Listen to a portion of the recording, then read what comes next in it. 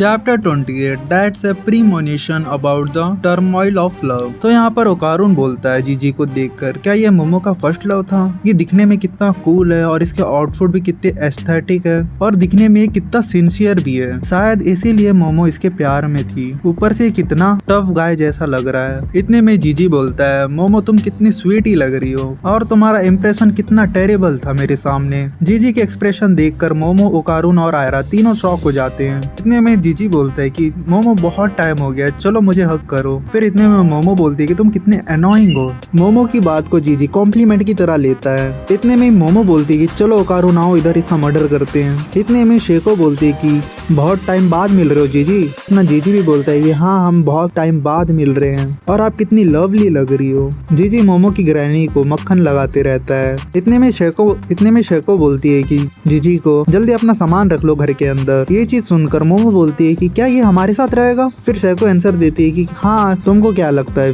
फिर मोमो बोलती है कि नहीं बिल्कुल भी नहीं, ये हमारे साथ नहीं रहता, तुमने तो मेरा परमिशन भी नहीं लिया। इतने में जीजी बोलता है ठीक है मैं अंदर जा रहा हूँ। इतने में अपना ओकारुन बोलता है कि क्या ये यहाँ रहने वाला है? इतने में आयरा बोलती है कि ये तो बहुत अजीब है, इनका चौथा मेंबर भी आ गया है, शायद ये भी डेविल होगा, ये अपना ग्रुप बनाकर रैग्नारॉक चालू करना चाहते हैं। इतने में ओकारुन बोलता है कि मुझे नहीं लगता ऐसा कुछ है। इतने में आयरा मोमो को बोलती है कि ऐसा मैं कभी होने नहीं दूंगी, मुझे सब दिख रहा है, तुम क्या करना चाहती हो? मोमो बोलती है कि तुम्हारा प्रॉब्लम क्या है? इतने में फिर से आयरा बोलती है कि मैं भी अपने एलाइज बनाऊंगी, फिर तुम्हारे साथ रैग्नारॉक पे लड़ने आऊंगी, लेकिन अभी के लिए तो मैं जा रही हूँ। इतने में ओकारुन बोलता है ठीक है फिर मिलते हैं। और यहाँ पर आयरा अपना सिर पकड़ के बैठ जाती है। एक मुसीबत खत्म होता नहीं है, दूसरा मुसीबत आ जाता है। इतने में ओकारुन को बोलता है कि मैं भी घर जा रहा हूँ, ठीक है? मोमो बोलती है ठीक है तुम जा सकते हो और अपना ध्यान रखना। इतने में मोमो ओकारुन को हैंड साइंस देते रहती है, लेकिन ओकारुन को कुछ समझ नहीं आता है। फिर मोमो बोलती है कि चलो हम कल मिलते हैं, चलो अब तुम भी बोलो।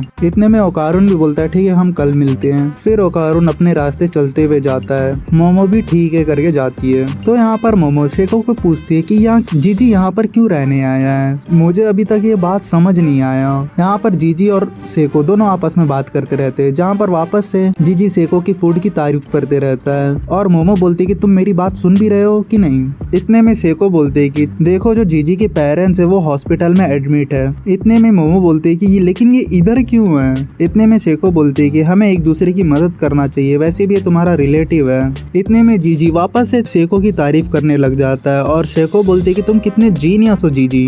ये लोग खाना खा लेते हैं, उसके बाद बर्तन वॉश करने जाते हैं, जहाँ पर जीजी वापस से हंसते रहता है और उसको मोमो पूछती है कि क्या हुआ, तुम इतना क्यों हंस रहे हो? तो जीजी बोलता है कि थैंक्स। मोमो बोलती है कि कितना अजीब है। इतने में जीजी बोलता है कि जब हम एलिमेंट्री स्कूल पे थे तब मैं तुम्हें बहुत परेशान करता था, अब ये चीज मैं सोचता हूँ तो मुझे बहुत रिग्रेट होता है पास्ट को लेकर। और जीजी बोलता है कि मैं अब स्पिरिट्स भी देख रहा हूँ। इतने में आयरा शॉक होकर बोलती है कि तुम्हें कोई गोल्डन नट्स मिले थे क्या? तो जीजी बोलता है गोल्डन नट्स? तो यहाँ पर बोलता है जीजी ये किसी तरह का डर्टी जोक बोल रही हो क्या मोमो? तो मोमो बोलती है कि भूल जाओ मैंने जो भी बोला था। इतने में जीजी वापस से अपनी स्टोरी सुनाता है। वो बोलता है कि जूनियर हाई से हम दोनों अलग हो गए थे, फिर हम लोग माउंटेन की तरफ चले गए थे हमारी फैमिली के साथ में। जिस घर पे हम रहते हैं वो घर बहुत ही बड़ा है और बहुत ही ज्यादा एक्साइटिंग है, लेकिन मुझे धीरे धीरे उस घर में बहुत अजीब लगना चालू हो गया था। ये समझाने में थोड़ा मुश्किल है, लेकिन मैं कुछ चीजें हैं वहाँ पर देख सकता हूँ और उन्हें महसूस कर सकता हूँ। उस घर के जो टॉयलेट, बाथरूम, सब कुछ है जो बहुत ही अजीब है। ये बात मैंने अपने पेरेंट्स को भी बताया था, लेकिन उन्होंने मेरे बातों पर विश्वास नहीं किया। फिर धीरे धीरे मैंने खुद को ही समझा लिया कि ये मेरे दिमाग का वहम है और मैं चीजें इमेजिन करना लग गया हूँ, इसलिए ये सब मेरे साथ हो रहा है। इतने में सडनली मेरे सामने एक स्पिरिट आ जाता है, मेरे चेहरे के सामने। उसे देखकर ऐसा लगता है कि वो कह रहा है कि मुझे देखो तुम।